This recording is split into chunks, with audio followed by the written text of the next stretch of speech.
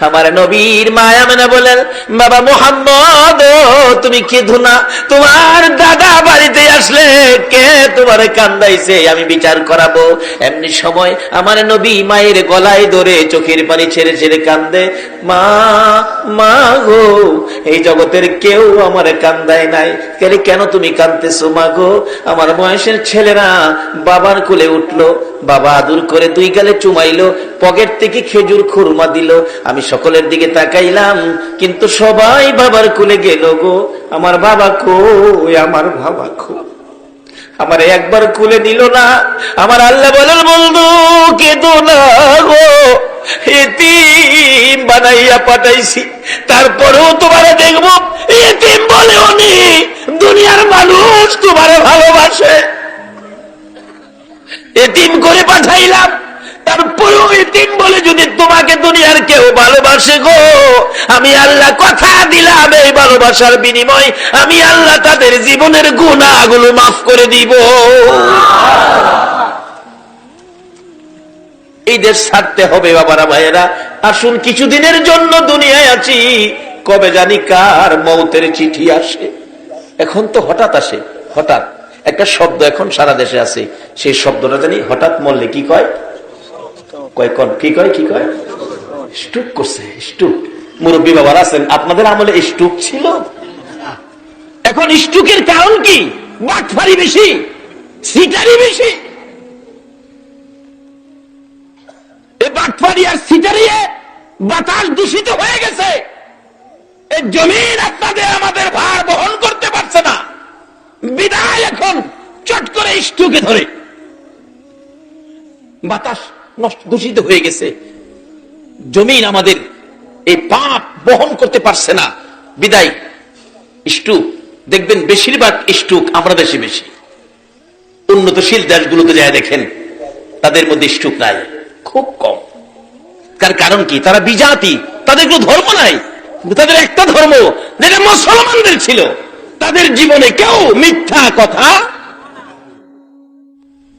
ইংরেজ দেশে যায় দেখেন তারা মিথ্যা কি জিনিস তারা জানে না, মিথ্যা বলতে পারে না, রাস্তায় কোটি টাকা পড়ে থাকলেও কেউ টাকার মধ্যে হাত। আর আমরা দেশে 10টা টাকা পড়ে থাকলে রাস্তায় 10 টাকা ফালাইয়া একটু পরে আয়া ভাইবেন কার টাকা ধরলেন, কার টাকা নিলেন।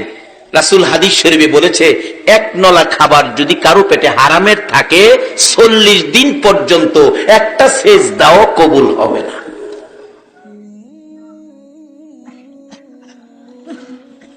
সত্য নিয়ে গেছে বিজাতিরা, আজকে তারা উন্নত, আর মিথ্যার সাগরে বেশি আছি, সুদের সাগরে, ঘুষের সাগরে।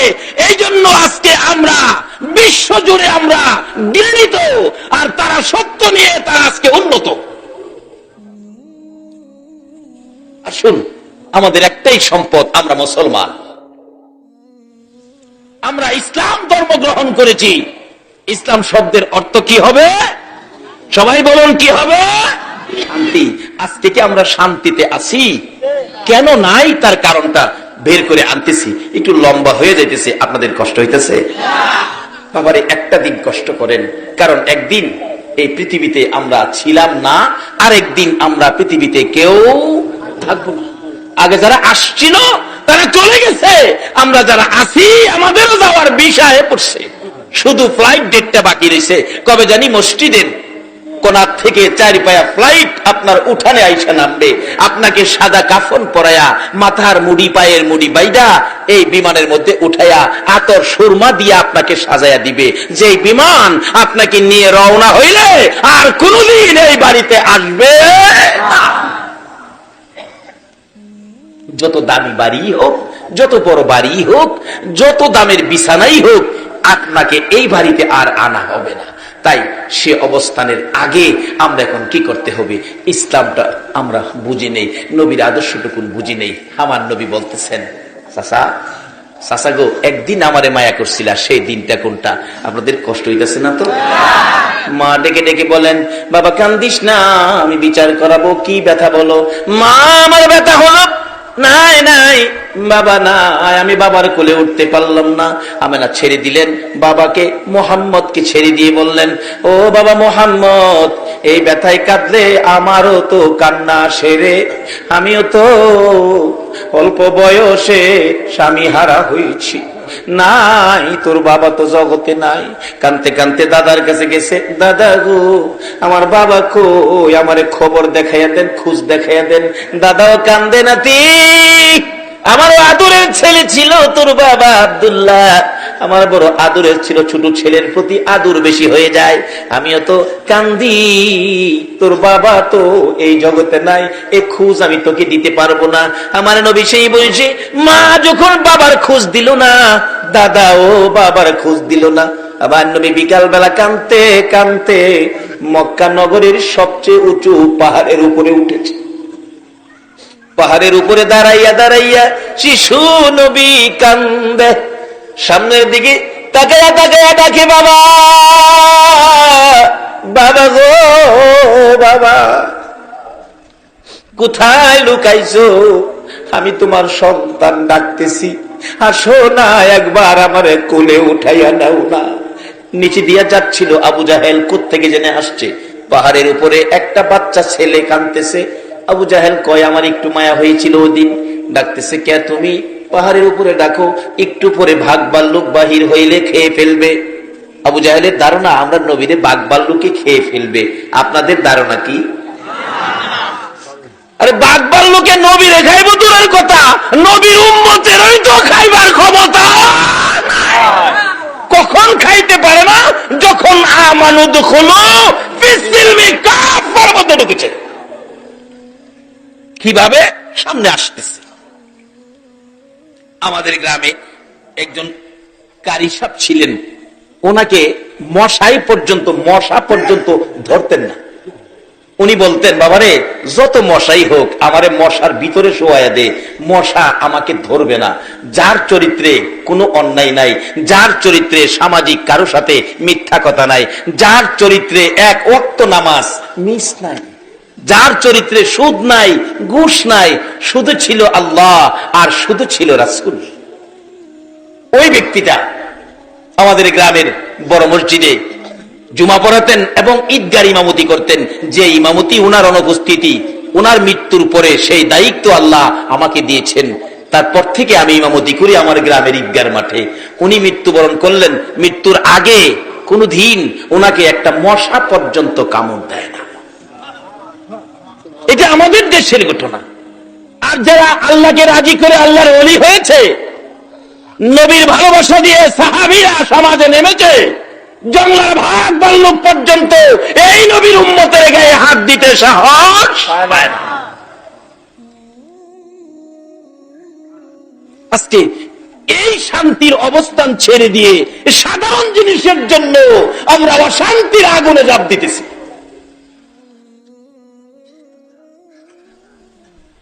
আহার নবী ওই পাহাড়ের উপরে যখন বাবা বাবা বলে কাঁদতেন, আবু জাহেল নিচ থেকে ডাকতেছেন, বাচ্চাটা কার, ছেলেটা জানি কার। মা বাবা খবর রাখে না, বাচ্চাটা পাহাড়ের উপর, বাঘ ভাল্লুক বেরিয়ে যাবে সন্ধ্যার সময়, বাচ্চাটাকে খেয়ে ফেলবে। বাচ্চা মানুষ দেখে তাকে উদ্ধার করার জন্য আবু জাহেল নিচে পাহাড়ের নিচে ঘোড়াটা রেখে উপরে যাইয়া উঠলেন। ডাকতেছে, কে তুমি? কাছে গিয়ে দেখে আমার আপনার নবী, শিশু নবী চোখের পানি ছেড়ে ছেড়ে কাঁদতেছে। বাবা মোহাম্মদ এখানে দাঁড়ায় কান্দো, তুমি কি জানো না এই পাহাড়ের মধ্যে বাঘ ভাল্লুক আছে, তোমাকে খেয়ে ফেলবে। আবু জাহেলের ধারণা আমার নবীরে বাঘ ভাল্লুকে খাইবো। আপনারা কি কন? আমার নবী কান্দে, চাচা আমি বাঘ ভাল্লুকের ভয় পাই না গো, আমি কান্দি, আমার বাবা কই, আমার বাবা কই, আমি একটাবার বাবা কইয়া ডাকতে পারলাম না। আবু জাহেল বলেন, ও বাবা, তোমার বাবা তো দুনিয়ায় নাই, মৃত্যুবরণ করেছে, আসো তাড়াতাড়ি তোমাকে বাড়িতে নিয়ে যাই। আবু জাহেল নবীজিকে উপর থেকে নামাইয়া ঘোড়ার পিছনে বসাইয়া ঘোড়াকে আঘাত করতেছে, ঘোড়ারে তাড়াতাড়ি চল, বাতিজাকে বাগে খাবে, আমাকেও বাগে খাবে, চল তাড়াতাড়ি চল চল চল। ঘোড়ারে আঘাত করে, ঘোড়া খালি চোখ লাল করে, উঠে না, মানে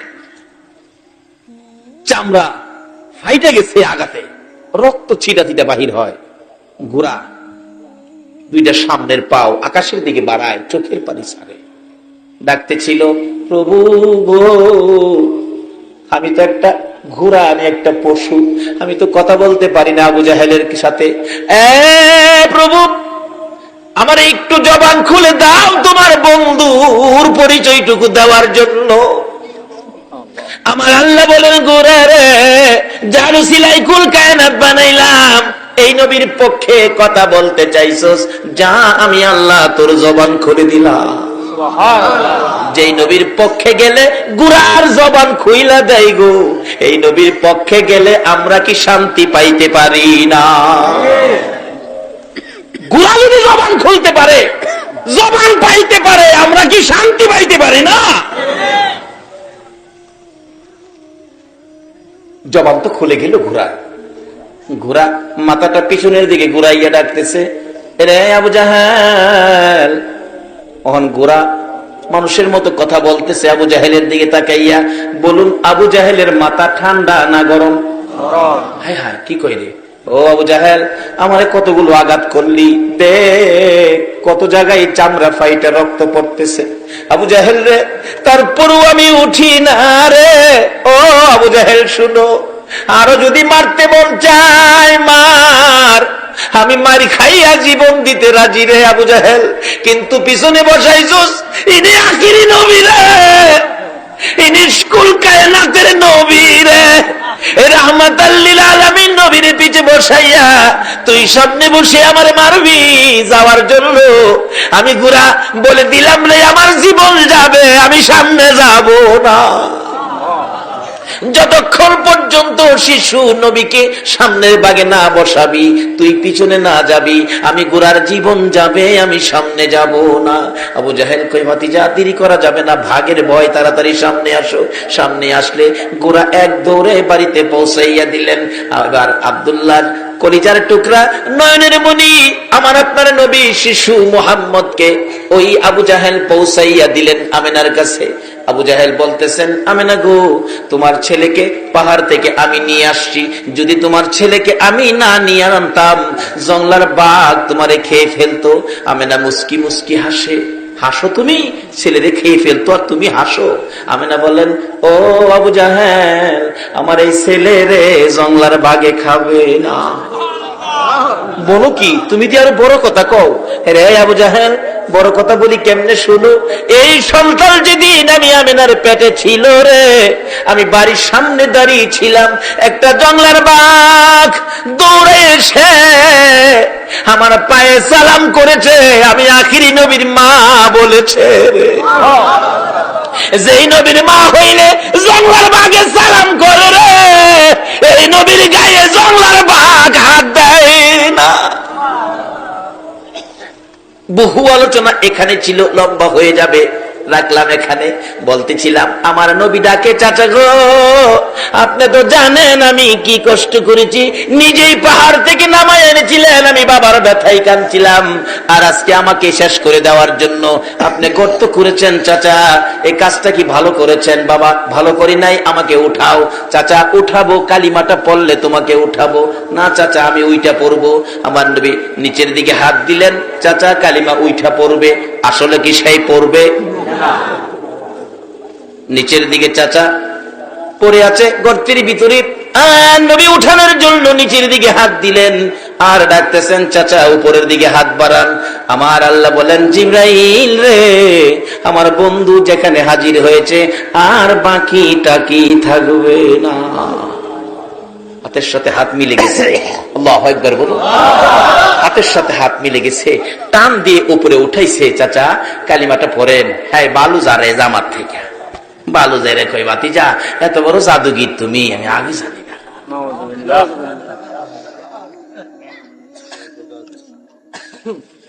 এত কষ্ট দিছে, পরেও দেয়, এরপরও ইসলাম যার কাছে তার বিপদে এত কষ্ট যে দিছে, অথচ ইসলাম যার কাছে সেই নবী, এরপরও তার উপকারের জন্য যায়, তার ক্ষতি করতে যায় না। আর আমরা একটু কিছু হইলেই, সুযোগ পাইলে 12টা বাজামু, কয়নি এগুলি ইসলাম না। বাবারা আসুন, ইসলাম শান্তি। বলুন ইসলাম কি? আরো জোরে বলুন ইসলাম কি?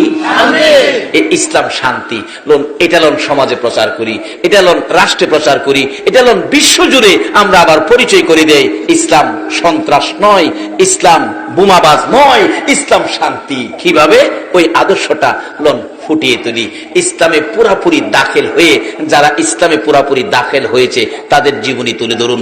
ইসলামের মধ্যে যারা পুরাপুরি দাখিল হয়েছে, আগেকার দিনের মুরব্বীরা, কোনো বাবারা আছেন জীবনে কোনোদিন নামাজ ছাড়েন না, হারাম খায় না, সুদ খায় না, ঘুষ খায় না, এবং আমাদের মা চাচিরা দেখছি ইসলামে পুরাপুরি দাখিল। কি অবস্থায়? ফজরের নামাজের আজানের আগে ঘুম থেকে উঠে উড়ান বাড়ি ঝাড়ু দিছে আমাদের মা চাচিরা। সময় পেলে রাস্তাটাও ঝাড়ু দিয়ে আইসা পড়ছে মানুষ উঠবার আগে। জিজ্ঞেস করলে বাবারে কত মানুষ হাঁটে, একটা আল্লাহর ওলির ফারা যদি পড়ে আমরা ভাগ্য ভালো হইব। রাস্তাটাও ঝাড়ু দিয়ে আই পড়ছে, আইসা ফজরের নামাজ পড়ছে, তারপরে সূরা ইয়াসিন তেলাওয়াত করছে, এরপরে রান্না করে গেছে। এই মায়ের সন্তানগুলি, ওই রক্তের তাসির গুলি এখনো ভালো কাজের আয়োজন করে, এখনো অনেক কাজ করতে যায়। এমন একটা সময় আসিল না? আচ্ছা, অহন কি কেউ বলতে পারবেন বুকে হাত দা কোরআন শরীফ পরে রান্না করে গেছে কোন মহিলা? তাই শান্তির পথ তো হারাইছি। এই জন্য সমাজে ভালো মানুষের আশা করা যায় না, শান্তির আশা করতে পারি না। যারা ইসলামে পুরাপুরি দাখিল ছিল তাদের অবস্থান কি? আজকে আমরা আল্লাহর ওলিদের জীবনী, যাদের ডাক এখনো আমার আল্লাহ শুনে, আল্লাহর ওলিদের ডাক এখনো আমার আল্লাহ শুনে, দুনিয়া থাকতেও শুনে, কবরে গেলেও শুনে। আল্লাহু আকবার বলুন। কবরে গেলে ডাক শুনেছে। সিলেটের জমিনে দুইটা ঘটনা। সিলেটের বেয়ানীবাজার থানা, আমি নাম বলে দিচ্ছি, বেয়ানীবাজার থানা, থানা সংলগ্ন একটা মসজিদ মাদ্রাসা। ওই মাদ্রাসার পাশে একজন আল্লাহর ওলি মৃত্যুর পরে দাফন করবে এখানে। আল্লাহর ওলি মৃত্যুর আগে বলেছিলেন, বাবারা আমি মরে গেলে আমাকে দাফন করবা মসজিদের উত্তর পাশে কবরস্থান, সারাটা জীবন আমার পাওটা মসজিদের দিকে থাকবে। এটা মসজিদ, কবরস্থান মসজিদের দিকে থাকবে, আমার পাওটা মসজিদে থাকুক, এটা আমি চাই না। তোমরা একটা কাজ করো, আমি মারা গেলে আমাকে পূব পশ্চিম দাফন করো। বেয়ানীবাজার থানার ঘটনা বলছি, কবরটা আমি জিয়ারত করে আসছি, পূব পশ্চিম দাফন করো। কিন্তু আলেম ওলামারা কয় এটা শরীয়তে নাই। মৃত্যুর পরে তাকে উত্তর দক্ষিণ দাফন করা হলো, পাওটা মসজিদের দিকে দিয়ে। দেখা গেল মানুষ দাফনের কাজ শেষ করে একটু দূরে যাইতে না যাইতেই একটা শব্দ হইতেছে, শুশু শুশু শব্দ। শব্দ শুনে পিছনের দিকে লোকেরা তাকাইলো, তাকাইয়া দেখে ওই মাটির নিচ আল্লাহর ওলি শুয়েছিলেন। আল্লাহর ওলি ডাক দিয়েছে, আল্লাহ আমাকে তারা দেয় না পূব পশ্চিম থাকতে, উত্তর দক্ষিণ দিয়েছে, তোমার ঘরের দিকে পাও রাখবো না, আমাকে পূব পশ্চিম করে দাও। অটোমেটিকলি মাটির কবর ঘুরে উত্তর দক্ষিণের কবর পূব পশ্চিম হয়ে গেছে। ইসলামে পুরাপুরি দাখিল হইয়া কবরে শুইয়া ডাক দিল আমার আল্লাহ ওই ব্যক্তির ডাক। বৃহত্তর সিলেট, এতে কাছাকাছি হবিগঞ্জ জেলায় চুনারুঘাট থানায়, চুনারুঘাট থানায় আল্লাহর ওলি সৈয়দ নাসির উদ্দিন সিফা সালা, উনি মৃত্যুর আগে বলেছিলেন আমি যেদিকে মাথা দিয়ে মৃত্যুবরণ করব সেদিকে মাথা দিয়ে আমার দাফন করবি। কিন্তু মৃত্যুবরণ করেছে পশ্চিম দিকে মাথা দিয়া। আলেম ওলামারা কয় এটা সম্ভব না, বললেই হবে না, এটা উত্তর দক্ষিণ দাফন করতে হবে। দাফন করার পর ঠিক তদরূপ এরকম শাসা শব্দ হইতেছে। পিছনের দিকে লোকেরা তাকাইয়া দেখে সৈয়দ নাসির উদ্দিন সিফা সালা চুনারুঘাটের জমিনে ওই কবর ঘুরে পূব পশ্চিম হয়ে গেছে। এখনো যারা দেখেন কবর পূব পশ্চিম। ইসলাম চিনলেন না, ইসলাম শান্তি, শান্তির ভিতরে ঢুকতে পারলেন না। আসুন না ইসলামে ঢুকে ডাক দেন, সঙ্গে সঙ্গে আপনার ডাক আমার আল্লাহ কবুল করবে।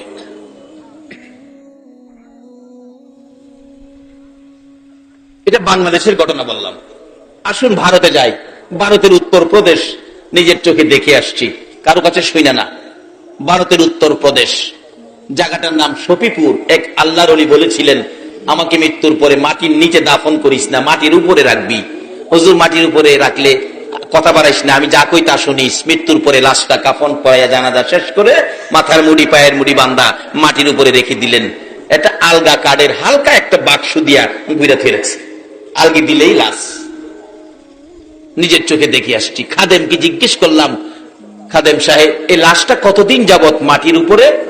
আমানত খুলু ফিসিলমি কাফের মধ্যে ঢুকুন, কতদিন যাবত মাটির উপরে? খাদেম বলেন, হুজুর 400 বছর হয়েছে লাশটা মাটির উপরে। এটা ভারতে।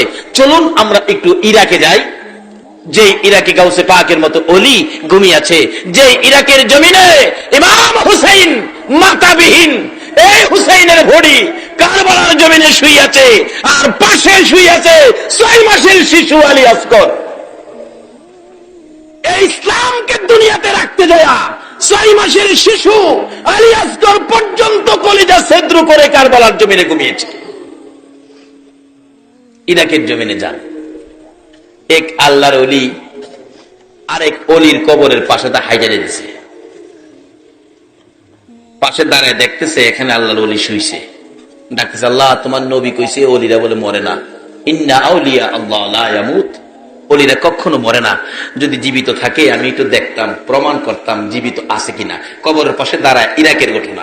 ডাকতেছে, এই কবরে যদি আল্লাহর অলি থাকেন তাহলে একটু পরিচয় দেন, আপনি যে মরেন নাই জীবিত। ইরাকের ঘটনা, একটু পরিচয় দেন। একটা পাও কবরের ভিতর থেকে বের করে দিছে, পাও মাটির উপরে বের করে দিছে। ওই জীবিত অলি কয়, আল্লাহ এটা একটা কাজ করলো, একটা হাত বাইর করে আমার দেখাইতো, পাওটা বাইর করলো। আল্লাহ এটা কষ্টের কথা তো, পাওটা বাইর করে দেখাইলো, এটা কাজটা হইল। আল্লাহ আমি যদি তোমার অলি হয়ে থাকি, তোমার যদি আমি খুশি করে থাকি, তোমার নবীর যদি আমি ভালোবাসা থাকি, হ্যাঁ ফাওটা যে বাইর করছে ভিতরে যেমন নানি তারে অহন যায় দেখবেন ফাও বাইরে।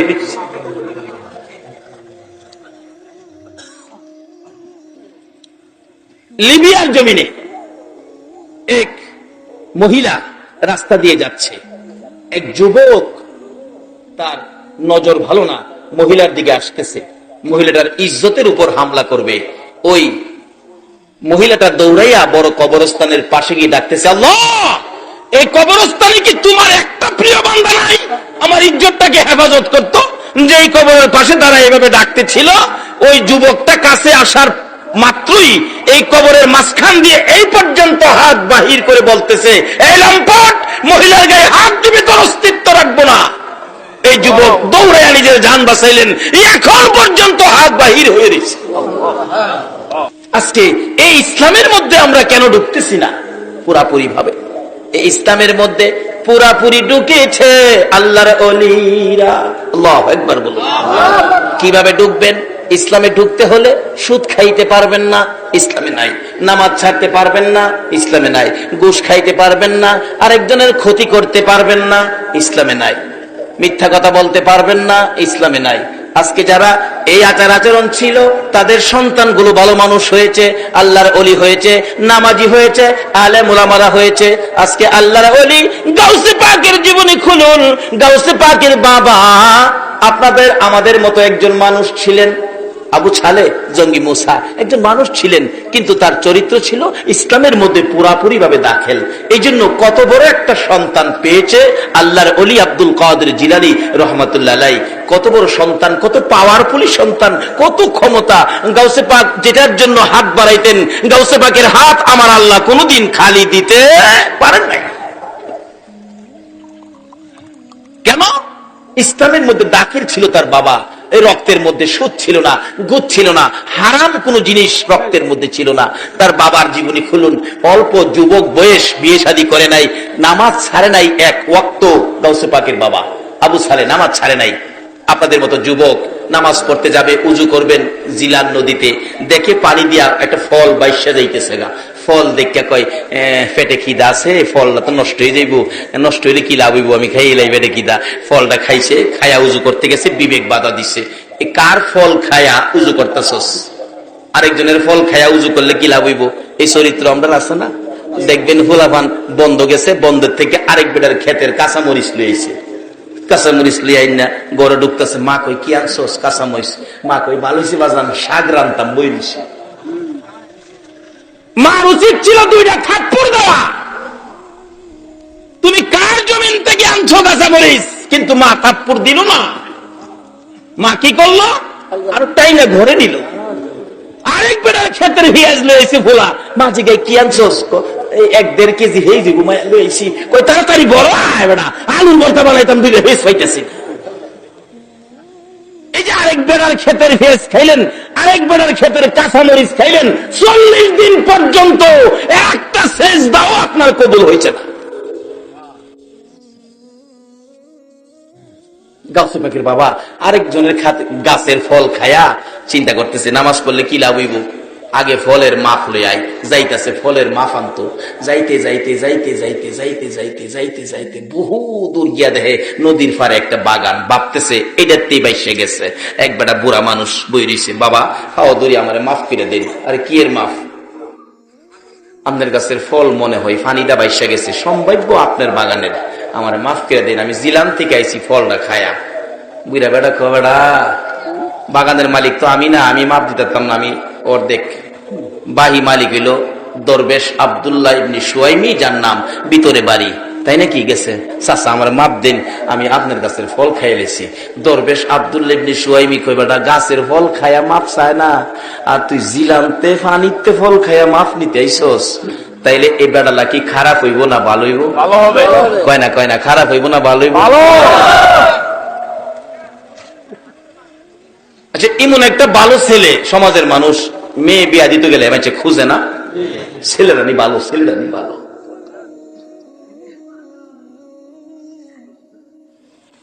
দরবেশ আব্দুল্লাহ ইবনে সুহাইমি কয় এটাই মুসলমান, পুরাপুরি ভাবে ইসলাম এইটাই ঢুকছে। বাবারে ফল খাইছস, মাফের লেগেইছস, মাপ দিতারি, কিন্তু শর্ত হইল এই যে বাগানের ফল খাইছস এই বাগানের 1 বছর কর্মচারী তখন লাগবো। বাবা মাপ দিবেন তো, থাকলে হাসরের দিন আমার আটকাইতেন না তো? না। আচ্ছা থাকলাম। আচ্ছা আমরা দেশের পোলাপান এমনি আটকাইলে সকালবেলা আয়া বাংলা ঘরে হেরে ভাই দিলে, এমনকি সাদ্দরটাও থাকলো নাই, সাদ্দরটা যাবে। কিন্তু যারা ইসলাম চিনছে, নবী চিনছে, আল্লাহ চিনছে, হাসরের বিপদ যারা মানছে, এই দুনিয়াতে অন্যায় করতে পারে না। ডাকতেছে আল্লাহ 1 বছর থেকে মাফ লিয়ে যাবো, 1 বছর থাকছে, চাচা বিদায় দিন জায়গা, বাবারে আরো 1 বছর। এই রে কেড়ে খাইছিলাম 2 বছর খাড়ে একটা ফসা পানির ফল খায়া, আর আমরা নতুন গাছ লাগাইছে, কাডল 2টা কাডল ধরছে, মালিক চিন্তা করে রাখছে একটা কাডল মসজিদও দিব আর একটা কাডল বাড়ির বাচ্চা কাচ্চা লইয়া খাইবো। যেদিন চিন্তা করে হইছে সকালে গিয়া দেখে একটা কাডল নাই। এমন সোনার সান আমরা সোনার বাংলা আছে না? একটা খাইছে আর একটা কোন দিন নিব তারিখ করে থুয়েছে। এই জন্য তো বিপদ, এই জন্য তো বুশের মাই খায়। এই নবীর উম্মতের গায়ে হাত দিয়া শান্তিতে ঘুমাবে কখনো সম্ভব হবে না আমরা যখন ইসলামের মধ্যে ঢুকে যাব। আচ্ছা 2 বছর থেকে চাচা বিদায় দেন, বাবা আরেকটা বছর থাকুন লাগবো। 3 বছর থেকে বাজান আর ঘুরাইন না জায়গা, বাজান ঘুরাইতাম না, বিদায় দিতারি, মাপ দিতারি। শর্ত কি? আমার একটা মেয়ে আছে, মেয়েটারে বিয়া করলে মাপ দেন। কোথায় এটা মেয়ে আগে কেলে পারতেন, আমার 3 বছর ঘুরান লাগে? বিয়া যখন করছি না, একটা বিয়া তো করুন লাগবোই। 3 বছর ঘুরাইলেন, বাবারে 3 বছর ঘুরাইছি যে তোমার মতো ভালো ছেলে এই জগতে পাওয়া যায় তোমার। কিন্তু আমার মেয়েটা যে বিয়ার উপযুক্ত হয়েছে না, একটা ভালো ছেলেরে মানুষ কেমনে পছন্দ করেও? মেয়েটা 3 বছর তোমারে ঘুরাইয়া মেয়েটা উপযুক্ত হয়েছে, এর লাগে তোমারে আজকা প্রস্তাবটা দিলাম।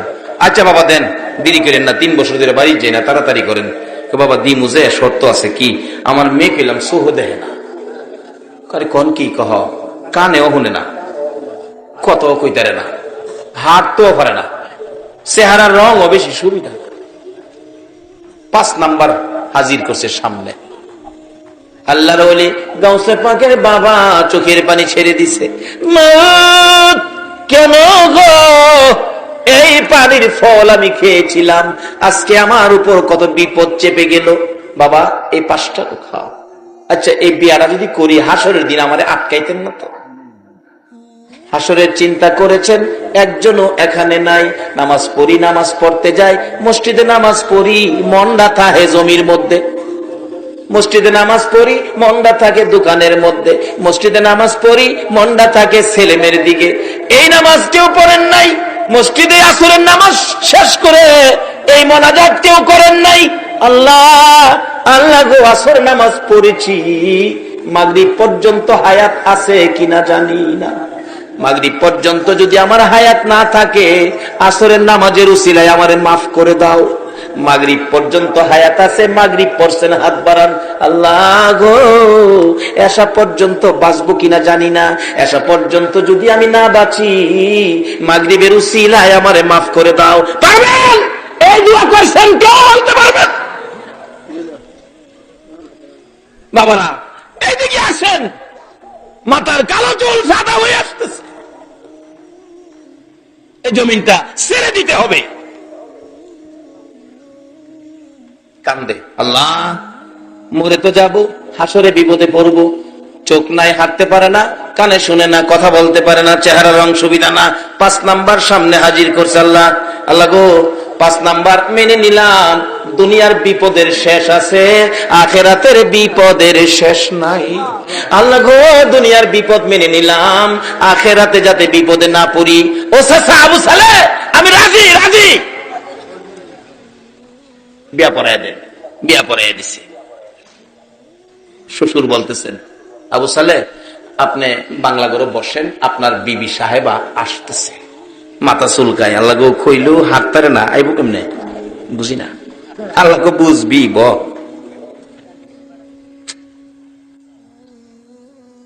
কত কইতারে না, আমার ডাহ দিতার তোলা সুহো দেখে না, আমি কই আছি হিলা কই দাইব বুঝি না। ধৈর্য ধরে বই দিছে। একটু পরে দেখা যায় ডাইনে হাতে শরবতের গ্লাস, বাম হাতে পাখা। ডাইনে হাতে শরবতের গ্লাস, বাম হাতে পাখা লইয়া, সুন্দর শাড়ি পরে রে, জান্নাতি হুরের মতো চেহারা লইয়া দরজাটায় দাঁড়াইয়া ডাকতেছে, সালাম দিলাম গো প্রাণের স্বামী আবু সালেহ।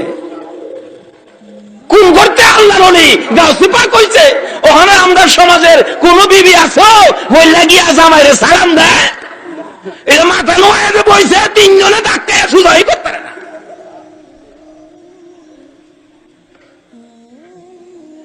বাবারা, ভালো গাছ লাগান, ফল ভালো হবে। ভালো গাছ লাগান, ফল ভালো হবে।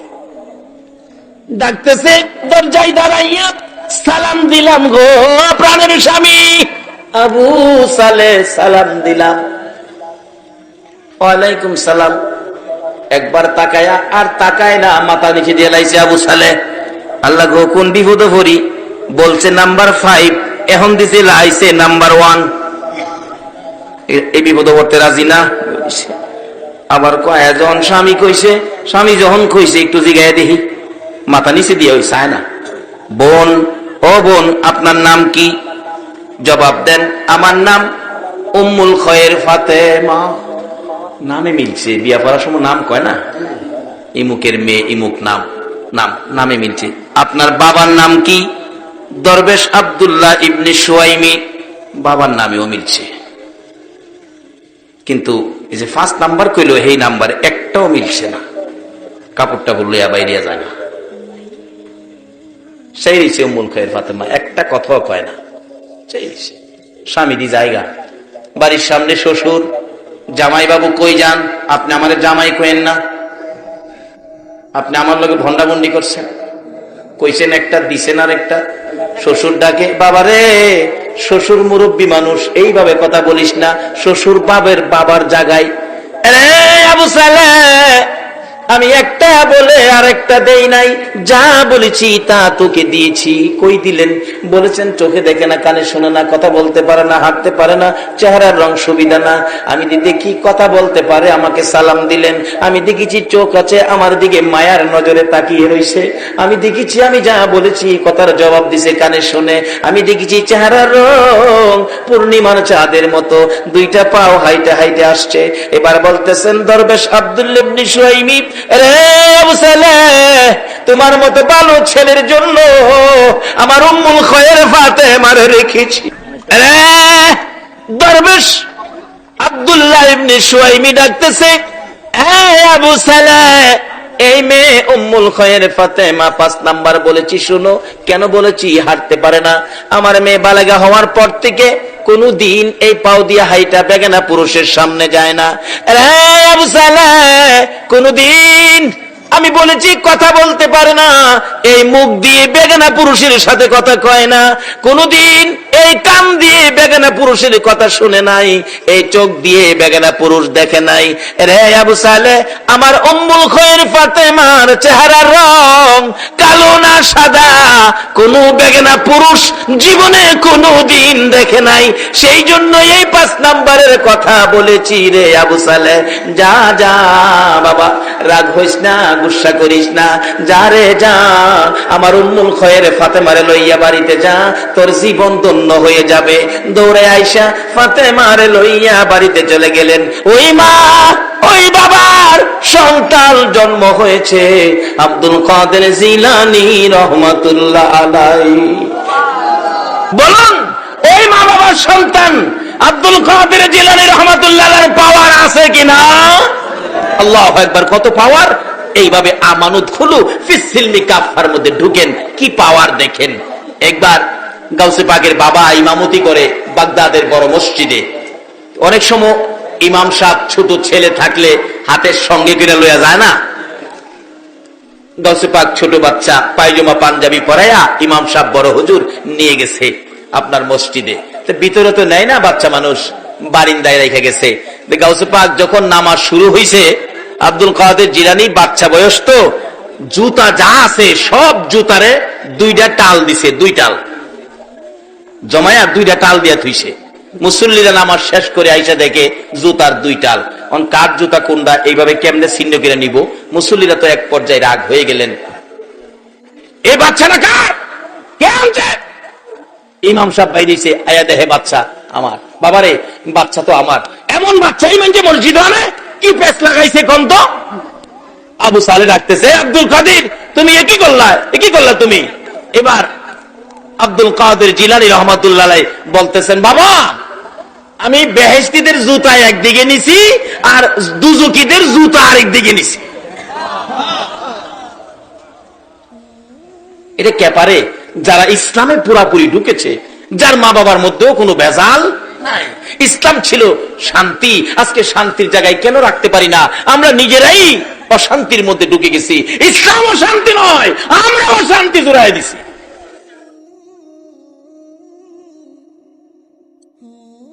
হ্যাঁ, তুমি একই কও, একই করছো, মানুষের কষ্ট দিতেছ, মানুষ আমার দিকে রাগ করতেছে, ধমক দিতেছে। বাবা ধমক দেন না, মাথার টুপি ঘুরা আর বাবা আমার ধমক দেন না, ধমক দিলে পুরা বাগদাদা ঘুরাইলাম। বেড়ার মতো বেড়া হইতালে এক বেড়ার কথায় সারা দেশ লড়তারে না? আচ্ছা, এ বেড়ার মতো বেড়া ডক্টর ফখরুদ্দিনের কথায় সারা দেশ ঘুরে না? এক ফখরুদ্দিনের কথাই যদি বেড়ার মতো বেড়া হইতালে সারা দেশের বিল্ডিং টিল্ডিং ভেঙে লাইতারে। তাই গাউসে পাক আল্লাহকে রাজি করছে, বাগদাদ ঘুরাইতে পারে না। বেড়া হইলে এমন বেড়া হই,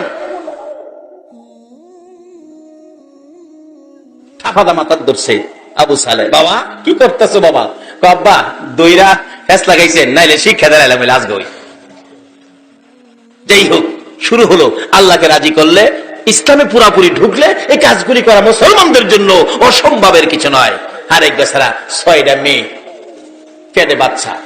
স্বামী বলতেছে, তোর 6টা মেয়ে হয়েছে, পেটের বাচ্চারা যদি মেয়ে হয় তাহলে তুমি তালাক।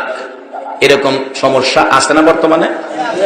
মেয়েটা চুপে চুপে কানতে কানতে এই গাউসে পাকের বাবা আবু সালেহ আল্লাহর ওলি বড় মসজিদের ইমাম সাহেবের কাছে গিয়ে বলতেছে, হুজুর তখন তো আল্ট্রাসোনোগ্রাফ ছিল না, বাচ্চা কি দেখবো? কিন্তু আল্লাহর ওলিদের চোহের মধ্যে আল্ট্রাসোনোগ্রাফ আছে কিনা? হ্যাঁ, গেছে। হুজুর আমার পেটের বাচ্চাটা কি, আপনি একটু কুয়ে দিবেন? 6টা মেয়ে। স্বামী বলছে, এটা মেয়ে হইলে আমার তালাক দিব। আল্লাহর ওলি পেটের দিকে চাইয়া দেখে এই বাচ্চাটাও মেয়ে। মেয়ে। বলুন, এই মেয়েটার দুঃখ বাড়ছে না কমছে? কানতে কানতে বাড়িতে বাইরেছে। গাউসে পাক বাড়ির সামনে খারাপ, ছোট্ট বাচ্চা। মা কানতে কানতে গেলা, কানতে কানতে আইলা, ব্যাপার কি? বাবারে গেছিলাম বড় হুজুরের কাছে, আমার 6টা মেয়ে। স্বামী বলছে পেটের বাচ্চাটা মেয়ে হইলে আমার তালাক দিব। গেছিলাম, বাচ্চাটা কি দেখাইতাম, কি কইছে দেখে কইছে ফেডের বাচ্চাটাও বলে মেয়ে হইব, আসলেও মেয়ে। তে গাউসে পাক কয়, আল্লাহ গো, তোমার অলির কাছে গিয়া যদি মানুষের দুঃখ নিবারণ না হয়, তোমার অলি তোমার লগে সম্পর্ক, তাহলে তোমার অলির ইজ্জত থাকবে না। এই মেয়ে, তুমি আবার যাও, যাও আবার।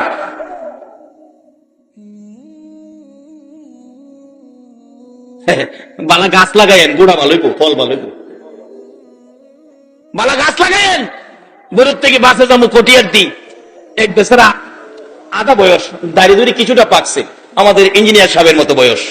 টিকিট কেটে সিট রাখছে বাসের নিচে, পান খাইতে গেছে। এরকম মুড়া হাড়া এক যুবক ছেলে উঠতে বসে সিটের নিচে। এই বেচারা উঠে গেছে, বাবা আমার টিকিট কাটা, ফান লইয়া কইতেছে আমার বাস্তব ঘটনা, টিকিট কাটা, এই সিটটা আমার দিয়ে দাও। আমি সামনে গিয়ে নাইমা যাবো গা। গেছে কালিকা প্রসাদ, বাবা আমি টিকিট কেটে কার রইলাম আর তুমি বই দিছো, খুব শক্তিশালী, উড়ো বাবা। আমি সামনে নেমে যাবো গা। এটা করতে করতে আগুন খুব বন্ধ গেছে, সামনের স্টেশনে মুরব্বীও নেমে যাবো গা। এরপর হ্যাঁ কয় আমি সামনে নেমে যাবো গা, সিটটা দেন। পাশে আরেক মুরব্বী, নিশ্চয়ই সামাজিক কোন সর্দার হবে। এই বেচারা দাঁড়ায় সেরা কয়, এই বেয়াদব, বেয়াদব, ও তোর দাঁত গুলো এখন ফলাই দিব, তারপরে যে লাগ কইতাছে তারপরে দাঁত ফলাই দিব, এলাও হেলারে দাঁত ফলাই দিব, যে গায়ে লাগতো না, হেলা মনে হই দেখে যে সুবিধা হইতো না, সিটেতে উঠছে, মুরব্বীরে বসাইছে। এরপরে ওই সর্দার সাহেব বাসের মধ্যে বলতেছেন, দেখেন দোষটা এই ছেলের না, দোষটা হলো বাবার। নিশ্চয়ই বাবা সুদ খাইছে, না হলে চাকরি জীবনে ঘুষ খাইছে, ঘুষ খাইয়া সন্তান জন্ম দিছে, এই জন্য সন্তান বেয়াদব হইছে। বাবারা এই দেশ ছাড়তে হবে, ইসলামের মধ্যে ঢুকেন। ইসলাম ছাড়া এই দেশেও শান্তি নাই, কবরেও শান্তি নাই, হাসরেও শান্তি নাই। আজকে কেন সমাজে মুরব্বীদের সাথে ছেলেরা বেয়াদবি করে? দুষ্ট আমাদের, আমরা পরিষ্কার হই। আগেকার দিনে মুরব্বী রাস্তায় ডাকলে ছেলেরা রাস্তা ছাইড়া দিছে, আর ওখানে মুরব্বীর সামনে গানও টান মারে। একটাই রূপ, আমরা ইসলাম ছেড়ে দিয়েছি। আসুন ইসলামে। গাউসে পাক কত পাওয়ার, কত ক্ষমতা। বাচ্চা ছেলে ডাকতেছে, কি মা জানতো, আবার যান, কি কেলে গাইছো? হুজুর মাফ করবেন, ছোট্ট একটা বাচ্চা ছেলে আমারে পাঠাইছে। যাও যাও, কইছি তোমার মেয়ে হবে, আবার আইছে, আবার যাও, আবার আইছে। কি কি কইছে? আমার দমক দিছে। ধমক দিছে? আল্লাহর ওলিদের কাছে গেলে ভাগ্য পরিবর্তন হবে না, আল্লাহর সাথে সম্পর্ক করে, এটা কেমন কথা? আবার যাও, পিচ্ছি বেটালা গাউসে পাক আবার গিয়ে খারইছে। কি বাবা মাফ করবেন, রাস্তার ছোট্ট একটা পিচ্ছি, নাম বলে আব্দুল কাদের, আমারে পাঠাইছে, আবার যাও, ফিরাইছে। কি কান্তাছে? বাবারে আবার দমক দিছে, আবার যাও, ওখান গেলে মারবো, যাইতাম না, কত আয়ো আমি যাম তোমার সাথে। বালা গাছ লাগাইন, ফল ভালো হইব। তেতেই গাছ লাগাইয়া আঙ্গুর খাইবার আশা করেন না। সাথে গেছে, গিয়া সামনে খারেছে, আব্বা আব্বা এই বেচারি বিপদে বেরাইছে, স্বামী তারে ত্যাগ করবো, বিপদে আছে, আপনি আল্লাহর ওলি, আল্লাহর সাথে কি সম্পর্ক করলেন, তার বিপদ দূর করতে পারলেন না? আল্লাহরে কন্যা গেলে কইলি তো আল্লাহ পরিবর্তন করে দেয়। তুমি তুমি বড় বাড়াবাড়ি করো। আব্বা বাড়াবাড়ি করি না, বেটার বেটির বিপদ দূর করবার লেগে আমি একটু বাড়াবাড়ি করছিলাম। আব্বা আমি যে ফুল্লা বলে হারাইছিলাম, প্রথম যে আইসি পেটের বাচ্চাটা মেয়ে হয়ে আসি না বা, এরপরে আপনি মেয়ে কইয়া দিচ্ছেন, কানতে কানতে জাগা দুঃখটা লইয়া, আমার সহ্য হইছে না, আমি ফিরা ভাড়াইছিলাম, আপনি দমক দিয়া দিচ্ছেন। বাবা আবার ভাড়াইছি, আবার দমক দিচ্ছেন, দুইবার দমক দিচ্ছেন না? প্রথম দমহে ফেডের বাচ্চারা মেয়েরা ছেলে হইছে, দেখেন। দ্বিতীয় দমকে বাড়ির 6টা মেয়ে ছেলে হয়ে গেছে। বাবা আবার যদি দমক দিতেন, সমস্ত পৃথিবীর ছেলেগুলো মেয়েগুলো ছেলে হয়ে যাবে। এই সমস্ত খেলা কখন খেলতে পারে? যখন ইসলামের মধ্যে প্রবেশ করেছে, যখন ইসলাম শান্তি, এই মাইনা যখন ইসলামে ঢুকেছে। আব্দুল কাদের জিলানী রহমাতুল্লাহ আলাইহি এরকম এক খেলা নয়, হাজার হাজার খেলা, হাজার হাজার ঘটনা ঘটেছে। মূল কারণ হলো ইসলামে ঢুকে পড়েছে। আসুন আমরা ইসলামে ঢুকি। কেন? আল্লাহ রাব্বুল আলামিন কোরআন শরীফে ওয়াজ করেছেন, ইত্তাকুল্লাহ। আল্লাহ বলেছেন তোমরা আমাকে ভয় করো, কারণ সবকিছুর মালিক কে? আমরার মালিক কে? আমাদের দুনিয়া দিছে কে? দুনিয়ার থেকে আবার নিবে কে? সেই মালিক বলতেছেন ইত্তাকুল্লাহ, তোমরা আমাকে ভয় করো। কিরকম ভয়? হাক্কা তুকাতি, সঠিক ভয়, ভয়ের মতো ভয় তোমরা আমাকে করো। এখানে ভয় করার জন্য আল্লাহ কোরআন শরীফে ঘোষণা দিয়েছেন। দ্বিতীয় নম্বরে বলছেন ফাত্তাবিউনি ইউহিব্বুকুমুল্লাহ, তোমরা আমার এই হাবিবকে ভালোবাসো, যার ভালোবাসায় কুল কায়নাত। তৃতীয় নম্বরে বলেছেন তোমাদের মা বাবার সাথে ভালো ব্যবহার করো। বলুন কার সাথে ভালো ব্যবহার? ইসলামে ঢুকিলেন, নামাজ পড়লেন, নবীকে ভালোবাসা দিলেন, তারপরে আল্লাহকেও ভয় করলেন, মা বাবার সাথে ব্যবহার ভালো করলেন না, তাইলে আপনার যা কিছু করছিলেন সবগুলি কি শেষ?